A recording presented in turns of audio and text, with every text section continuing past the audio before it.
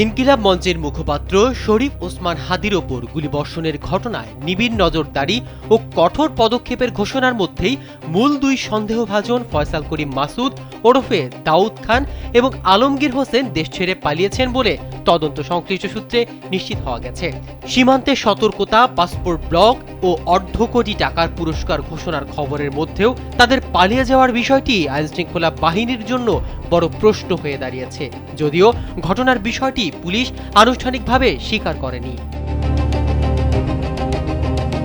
তদন্তকারীদের ভাষ্য অনুযায়ী গত শনিবার গভীর রাতে ময়মনসিংহের হালুয়াঘাট উপজেলার দুর্গম সীমান্ত পথ দিয়ে তারা ভারতের মেঘালয় প্রবেশ করে পালিয়ে যায়।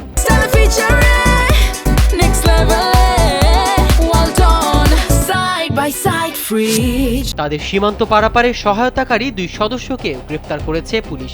তদন্তে জানা গেছে সন্দেহভাজনরা কৌশলে নিজেদের ডিজিটাল ডিভাইসগুলো সচল রেখে একাধিক স্থানে অবস্থান পরিবর্তনের মাধ্যমে পুলিশকে বিভ্রান্ত করে।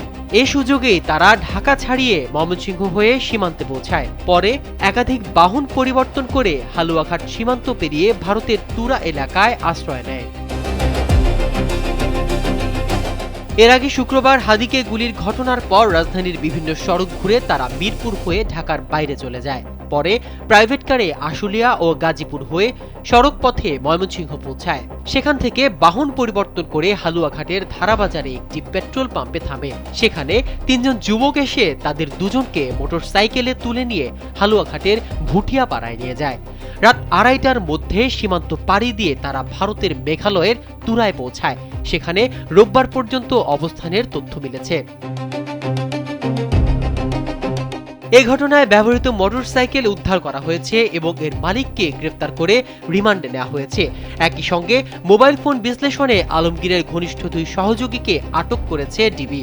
এছাড়া আলোচিত এই হত্যা চেষ্টার ঘটনায় মূল সন্দেহভাজন ফয়সাল করিম মাসুদের স্ত্রী শ্যালক ও এক বান্ধবীকে ঢাকা ও নারায়ণগঞ্জ থেকে আটক করা হয়েছে। বিষয়টি নিশ্চিত করেছেন র্যাবের আইন ও গণমাধ্যম শাখার পরিচালক উইং কমান্ডার MZM ইত্তেখাব চৌধুরী। পাশাপাশি জাতীয় রাজস্ব বোর্ড ফয়সাল ও তার প্রতিষ্ঠানের সব ব্যাংক হিসাব জব্দ করেছে। মাহমুদুর রহমান সিয়াম, কালবেলা।